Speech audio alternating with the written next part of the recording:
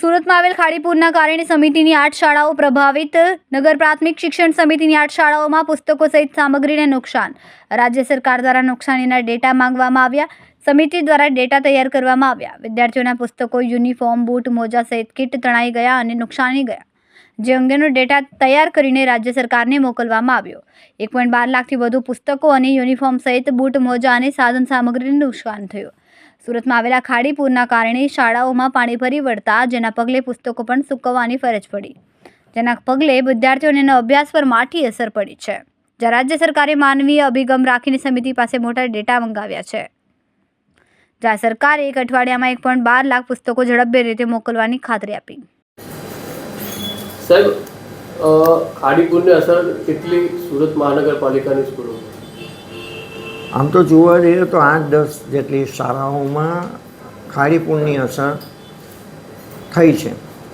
અને એ ખાડીપુરના અસરને લીધે, ધારો કે મીઠી ખાડી હોય, નાગસેનનગર હોય, પાંડેસરા હોય, એ વિસ્તારોમાં બાળકોના ઘરમાં પાણી ભરાવાથી બાળકોના પાઠ્યપુસ્તકો હોય, યુનિફોર્મ હોય, શૈક્ષણિક કીટ હોય, સ્કૂલ બેગ હોય, આ બધું પલળી ગયું છે કે આ રેલના પાણીમાં ટનાઈ ગયું છે. આના કારણે લગભગ ઘણી સ્કૂલો દ્વારા કેટલું નુકસાન થયું છે, કેટલા પુસ્તકો પલળી ગયા છે, એની વિગતો નગર પ્રાથમિક શિક્ષણ સમિતિને મોકલવામાં આવી છે. રાજ્ય સરકાર પણ આ બાબતમાં ચિંતિત હતી. એમને પણ નગર પ્રાથમિક શિક્ષણ સમિતિ પાસે આ નુકસાની શું થઈ છે તેની વિગતો મંગાવી હતી. પાઠ્યપુસ્તકો કેટલા જોઈએ છે એની વિગતો મંગાવી હતી.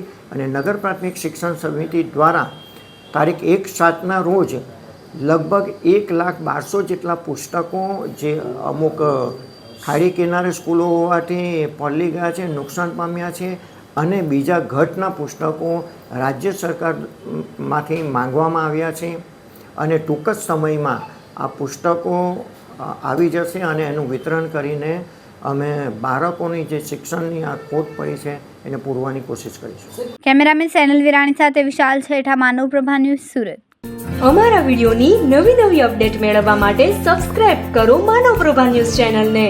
બેલ આઇકન ક્લિક કરો લેટેસ્ટ વિડીયો સૌથી પહેલા મેળવવા માટે.